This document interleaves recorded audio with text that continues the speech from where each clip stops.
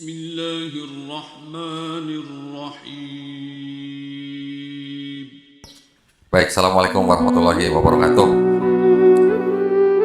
Alhamdulillahirrahmanirrahim. Wassalatu wassalamu ala rasulillah. Segala puja dan puji syukur saya panjatkan kehadirat Allah Subhanahu wa taala. Selain daripada sekarang di samping saya adalah Tuan Guru Ustadz Abdul Somad yang sering saya tonton videonya, Masya Allah. Juga ada Bapak Kapolda dan pengurus Masjid Raya An-Nur Provinsi Riau ya, Masya Allah. Saya bisa berada di depan bapak-bapak semua dan ibu-ibu. Saya mengucap syukur karena saya telah merasa diberikan penghargaan yang setinggi-tingginya dari Allah Subhanahu wa taala. Dengan apa? Dengan iman Islam ya. Ketika saya bersahadat tanggal 25 Juli tahun 2014, alhamdulillah saya merasa menjadi orang yang paling beruntung dengan iman tersebut ya. Karena harta materi bisa dicari, anak soleh kita bisa dapatkan ya, kesehatan kita bisa usahakan, tetapi iman Islam itu berasal dari Allah Subhanahu wa taala. Hidayah hanya milik Allah Subhanahu wa taala. Ini adalah kitab saya yang dulu ya. Izin ya Ustaz, yang saya taruh sini dulu ya. Nanti boleh saya buka Ustaz ya. Kitab yang dulu setiap minggu saya bawa ke gereja oleh almarhum Syekh Hamid Hidayat, dituduh ini di dalam kitab ada kebenaran yang bercampur dengan kebatilan. Itu sangat menggugah hati saya untuk membuktikan apa yang dituduhkan. Jadi saya mencari bukti sekian lama sampai akhirnya saya mendapatkan ini. Nah, ini juga sama sebenarnya, kitab yang juga dulu saya pegang. Tetapi kalau yang ini tidak ada tafsirnya, yang ini ada tafsirnya. Nah, akhirnya saya mendapatkan ini dari salah seorang teman, dan saya mendapatkan bukti apa yang dituduhkan oleh almarhum Syekh Hamid Hidayat. Jadi saya sebagai orang Kristen, tentu saja saya harus bisa membuktikan yang dituduhkan benar atau salah. Dengan bukti ini, akhirnya saya mengatakan, kalau begitu, kitab yang dulu saya pegang ini berarti tidak bisa disebut sebagai kitab suci. Kenapa? Karena di dalam kitab yang ada tafsirnya mengatakan ada ayat yang tidak asli. Bapak Ibu yang sudah terbiasa pegang mushaf Quran, membaca, ada huruf Arabnya, ada terjemahannya, mungkin juga ada cerita asbabun nuzulnya, mungkin juga ada tafsirnya. Bagaimana kalau ada catatan kakinya yang menyatakan salah satu ayat di dalam Quran Bapak Ibu adalah tidak asli? Jadi akan saya perlihatkan kepada Tuan Guru Ustadz Abdul Somad. Mohon bisa dibacakan. Ini adalah sebuah kitab. Di sini ada tulisan begini, Ustadz. Tidak untuk diperdagangkan, dengan pengantar dan catatan lengkap. Dipersembahkan umat Katolik Indonesia oleh Direktorat Jenderal Bimbingan Masyarakat Katolik Departemen Agama Republik Indonesia. Percetakannya Arnoldus ND. Di sini ada ayat, ada catatan kaki. Nah, ayat yang akan saya tunjukkan kepada Tuan Guru Ustadz Abdul Somad ini adalah yang dianggap satu-satunya ayat yang mengajarkan konsep tentang Trinitas. Ayatnya ada di dalam surat 1 Yohanes pasal 5 ayat ke-7 saat ini. Jadi di dalam perjanjian baru itu ada Matius, Yohanes, Lukas, Markus, dan 14 surat Paulus sebagai pengetahuan. 1 Yohanes pasal 5 ayat 7 dan 8. Sebab ada 3 yang memberi kesaksian di dalam sorga, Bapa, Firman, dan Roh Kudus, dan ketiganya adalah satu. Ayat 8, dan ada 3 yang memberi kesaksian di bumi. Nah, ayat ini yang dianggap mengajarkan Trinitas karena apa? Menyebutkan Bapa, Firman, dan Roh Kudus, dan ketiganya satu. Ya. Ayat lain tidak ada yang menyebutkan dan ketiganya satu. Ada catatan kaki Ustaz di bawah ini. Bagian ayat ini, silakan. Bagian ayat ini tidak terdapat dalam naskah-naskah Yunani yang paling tua, dan tidak pula dalam terjemahan-terjemahan kuno, bahkan tidak dalam naskah-naskah paling baik dari Vulgata.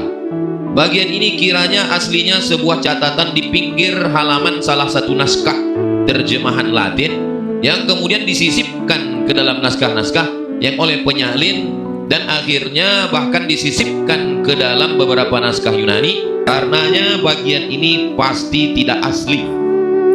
Tidak asli kata lainnya, Bu. Bukan saya ngomong ya. Ini yang ngomong ya. Jadi maksud saya begini. Jadi yang menulis komentar tadi siapa? Ini Ustaz. Nah, ini ada yang namanya imprimatur nih, MGR Donatus Jagong SPD, Uskup Agung ND. Sini ini kitab ini sebenarnya diterjemahkan dari kitab Bible yang sama yang versi Yerusalem. Ya, versi Yerusalem itu diterbitkan tahun 1966. Diterbitkan dalam bahasa Inggris, diterjemahkan ke dalam bahasa Indonesia oleh ini percetakan Anorus ND. Jadi kalimat atau ayat yang tadi itu memang sudah sangat populer, bahwa ayat itu ternyata memang tidak otentik. Kalau orang Islam bilang tidak sahih gitu, istilahnya gitu ya. Ayat itu tadinya adalah sebuah catatan di pinggir halaman. Jadi kalau zaman dulu orang menyalin kitab yang disebut kitab suci, itu mereka menyalin dalam bentuk kolom-kolom, Ustaz. Ada yang 2 kolom, ada yang 6 kolom. Biasanya nanti yang disalin itu nanti sama penyalinnya biasanya suka ada catatan di pinggir halaman. Tadi dikatakan ini aslinya adalah catatan di pinggir halaman yang kemudian disisipkan menjadi ayat gitu. Jadi tadinya pemikiran agama menjadi agama ya. Dengan ayat itu akhirnya saya mendapatkan bukti seperti ini. Baru saya merasa kalau begitu ini tidak bisa disebut sebagai kitab suci. Akhirnya saya belajar agama-agama yang lain. Kristen, akhirnya saya ketahui bahwa itu Kristen artinya adalah gelar daripada Yesus. Kristen bahasa Indonesia, Christ bahasa Inggris, Kristos bahasa Yunani, Mesias bahasa Ibrani, The Mesiho bahasa Aramaik, bahasa Arabnya Al-Masih. Tapi konsepnya sedikit berbeda ya kalau Isa Al-Masih dan Yesus Kristus atau Yeshua HaMashiach. Yahudi itu ternyata adalah nama anak keempat daripada Nabi Yakub alaihissalam yang kita kenal. Hindu adalah nama tempat daripada agama itu berasal di India. Buddha adalah gelar daripada Siddhartha Gautama. Konghucu itu adalah nama nabi daripada agama tersebut. Ketika Islam, saya pikir nama nabi, nama orang, gelar orang. Ternyata artinya seperti tadi Ustaz jelaskan, berserah diri ya, atau selamat, taat, patuh, tunduk, atau damai.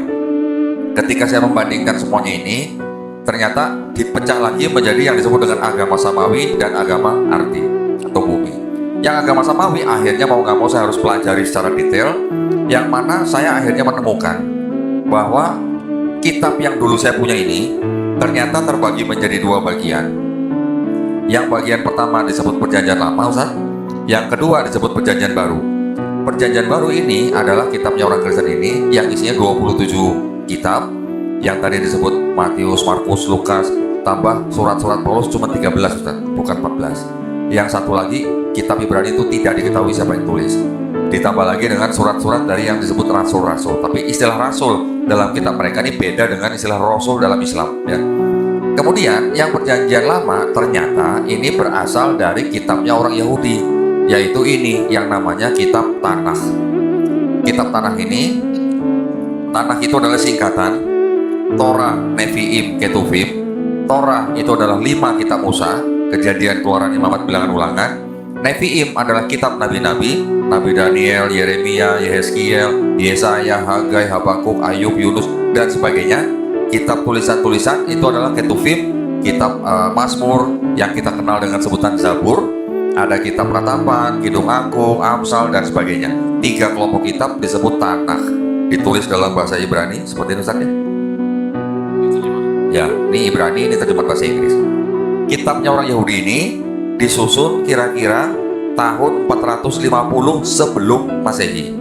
Sebelum Masehi ya.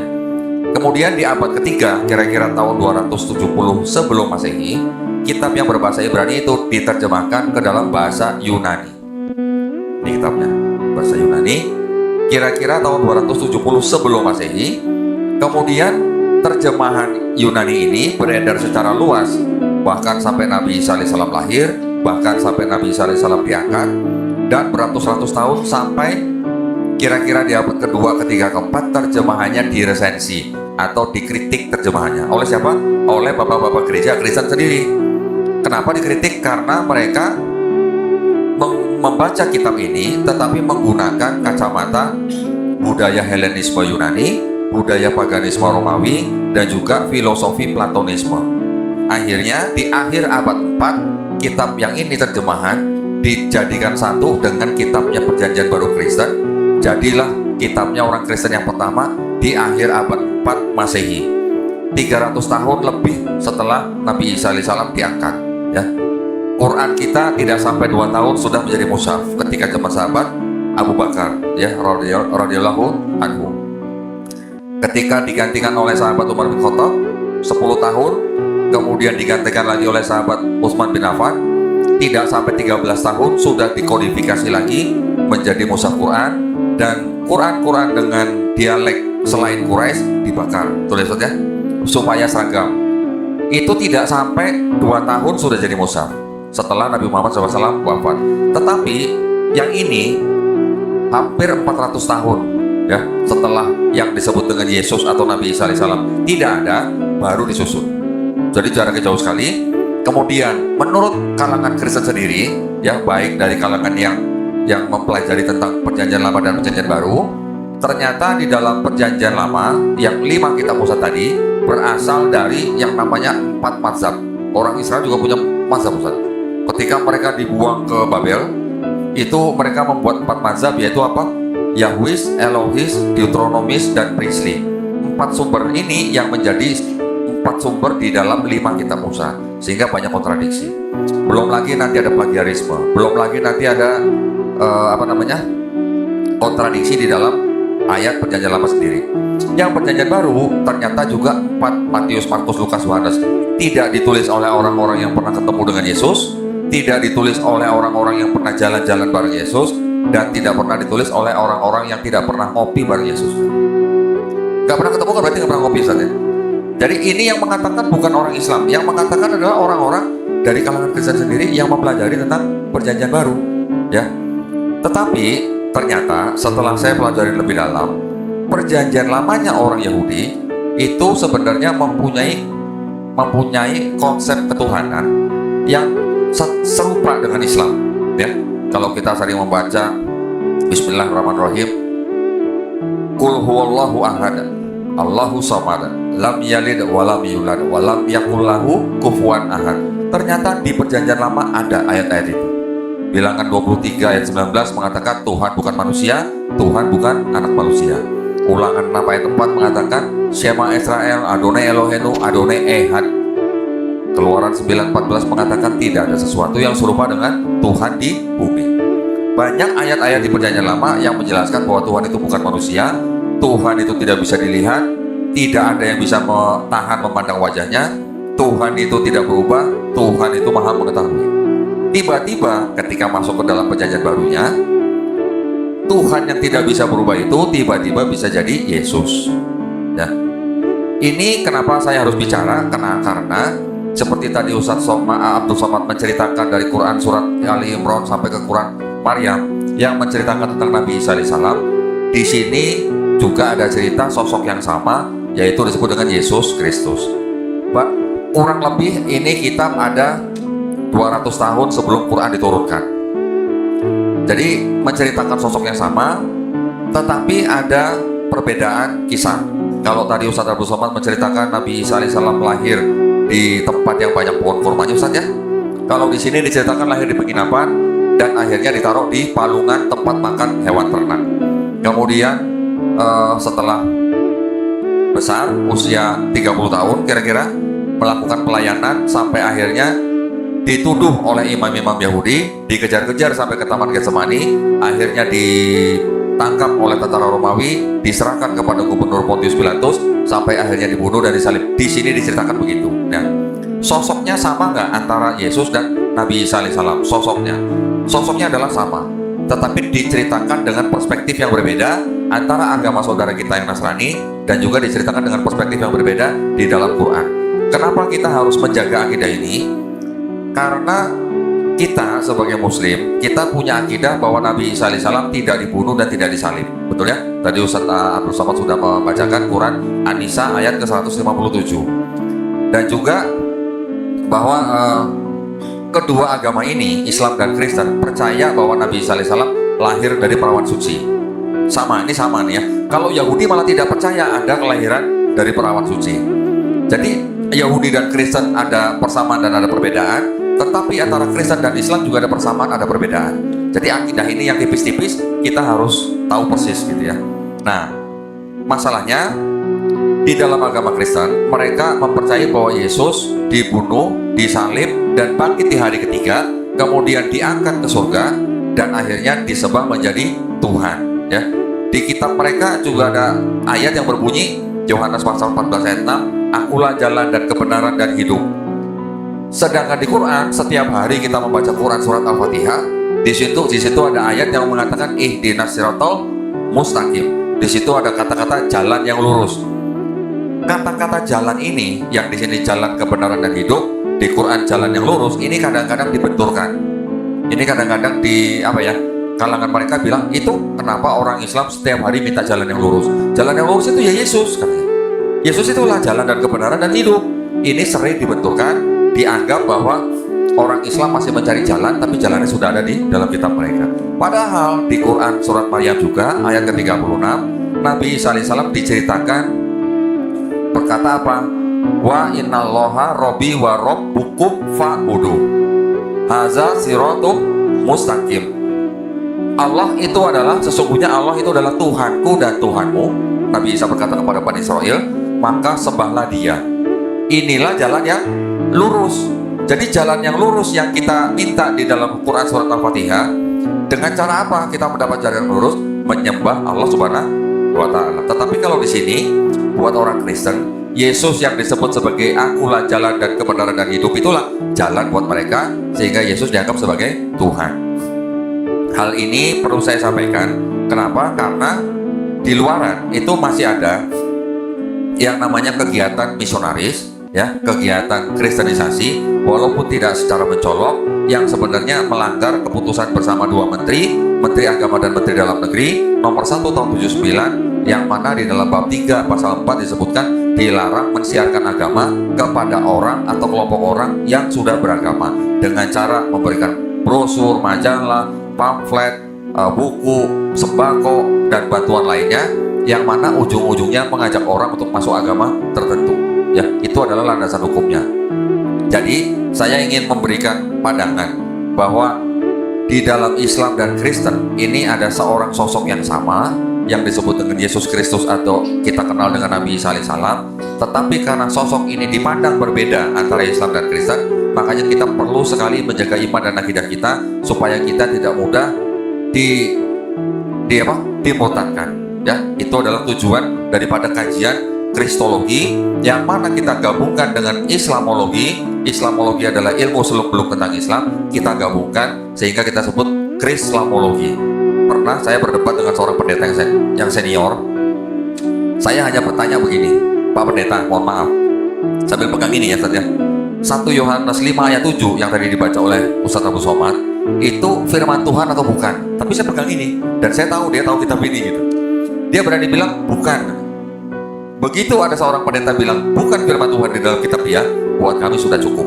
Ya, kita tidak mau menargetkan untuk mengislamkan siapa-siapa. Jadi buat kita sudah cukup ketika dia berani mengakui di dalam kitab dia ada ayat yang tidak asli, bukan firman Tuhan. Yang nonton tepuk tangan. Ketika saya tanya lagi, kalau begitu Pak, kitab yang Bapak pegang di meja itu kitab suci atau bukan? Dia bilang apa? Bukan.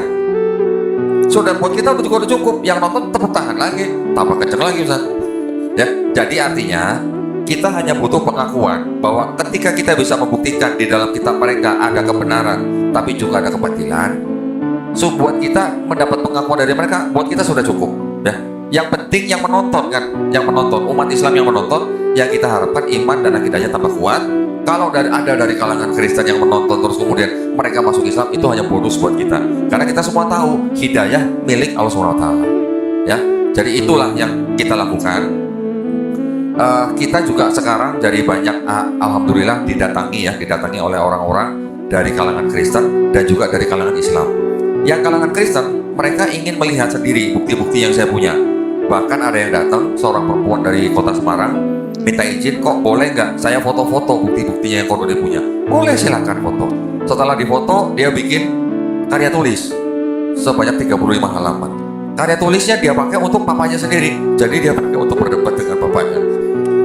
Selama 2 bulan dia berdebat dengan papanya menggunakan foto-foto yang diambil dari buku saya. Setelah 2 bulan dia datang lagi, kok saya mau datang lagi? Boleh, silakan. Mau foto-foto lagi? Enggak, usah ada. Tapi sepanjang jalan dia ke tempat saya, dia juga masih berdebat dengan orang tuanya. Apa yang saya katakan kepada dia? Jangan sampai membuat orang tua kamu membenci kamu karena kamu beda agama. Di Islam kita diajarkan kita tetap harus menghargai dan menyayangi orang tua kita. Ya. Ustadz, betul ya, ada hadis yang mengatakan sahabat bertanya kepada Nabi, siapa yang harus kita sayangi atau hormati setelah ibu ya? Dijawab yang kedua ibu lagi ya. Dijawab yang ketiga ibu lagi ya. Baru yang keempat ayah ya Ustadz. Tapi itu kan maksudnya bukan satu suami 3 istri, bukan kan ya? Alhamdulillah, konfirmasi. Artinya di dalam Islam kita diperintahkan untuk menyayangi orang tua kita, terutama ibu kita, 3 kali kadarnya lebih tinggi daripada ayah kita. Kenapa? Karena ibu kita yang mengandung kita, ibu kita yang melahirkan kita, ibu kita yang membesarkan kita. Jadi saya sering bilang kepada orang-orang yang baru masuk Islam di tempat saya, kalau kamu sebelumnya sudah sayang dan hormat kepada orang tua kamu, mulai sekarang kamu harus lebih hormat, lebih sayang kepada orang tua kalian. Ya. Dan saya sering mengatakan bahwa di Indonesia ada Undang-Undang Dasar 1945 pasal 29 ayat 2 yang menjamin atau memberikan kemerdekaan kepada setiap warga negara untuk memilih dan menjalankan agama dan kepercayaan masing-masing. Jadi tidak ada orang tua yang bisa melarang anaknya untuk memeluk dan menjalankan agama masing-masing. Yang kedua, dari kalangan Islam juga banyak yang datang ke saya, tetapi rupanya mereka membawa suami, bawa istri, bawa anak yang mau murtad, bahkan yang sudah murtad. Banyak juga pasangan suami istri yang mereka mau anaknya mendapatkan pendidikan yang baik dengan mengirimkan ke luar negeri, tetapi ketika pulang anaknya murtad. Ya, itu juga sering datang ke tempat saya. Akhirnya setelah kita diskusi, banyak yang kembali ke Islam, tapi juga ada yang tidak kembali. Kita tidak pernah menargetkan untuk mengislamkan siapa-siapa. Ya, kita hanya memberikan bukti. Jadi ketika mereka melihat buktinya sendiri, mereka berpikir mengambil keputusan masuk Islam itu adalah semuanya hak dan keputusan dan pilihan mereka sendiri. Ya, ada seorang anak muda Kristen datang ke tempat saya bawa 20 pertanyaan Ustaz. 20 pertanyaan. Dia sudah datang ke masjid besar. Dia tanya kepada ustadz di dalam masjid itu, dijawab oleh ustadz itu tapi dari perspektif Islam. Dia tidak puas. Dia datang lagi ke masjid lain, sama juga. Dia ke Mualaf Center, sama juga. Ketika ke tempat saya, yang saya bukakan kitab dia semua. 20 pertanyaan terjawab di kitab dia. Dia puas saya. Baru setelah itu dia tanya, kalau begitu saya harus bagaimana? Apa yang harus saya pilih kalau di sini ada kebatilan? Baru saya tawarkan Quran. Sudah saya tawarkan Quran pun dia belum mau masuk Islam. Dia bilang apa? Kalau saya masuk Islam hari ini, nanti kalau saya di belakang hari ada pertanyaan yang tidak terjawab, bagaimana? Saya bilang, Mas kan kalau dulu kan kuliah kan? Iya, di mana? Di universitas ini. Dulu Mas sebelum masuk kuliah itu mempelajari dulu kan universitasnya? Iya, betul. Ketika Mas sudah mempelajari universitas ini kadarnya bagaimana, akreditasinya gimana, Mas akhirnya masuk kan. Tetapi Mas waktu itu daftar dulu ke universitas untuk diakui atau belajar dulu pelajaran yang ada dalam universitas? Daftar dulu. Nah itu daftarnya. Gimana daftarnya? Asyhadu alla ilaha illallah wa asyhadu anna Muhammadar Rasulullah. Alhamdulillah akhirnya dia menerima Islam. Kurang lebih yang kami bantu di dalam yayasan kami dari tahun kemarin dengan kajian-kajian seperti ini, kurang lebih 300 orang masuk Islam. Tetapi tidak semuanya itu juga mau diekspos ya. Tidak semuanya mau ditayangkan di YouTube. Dari 300 kira-kira 80 orang tidak mau ditayangkan. Gak apa-apa, kita harus melindungi kepentingan mereka, kita harus melindungi hubungan mereka juga dengan keluarga.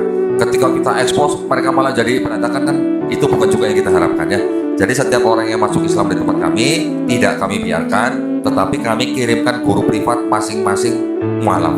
Setiap mualaf mendapatkan guru privat yang mereka harus belajar seminggu 2 kali, 1 kali 90 menit sampai mualaf-mualaf itu bisa baca Quran. Jadi kalau belum bisa baca Quran belum berhenti itu guru privatnya ya, seminggu 2 kali.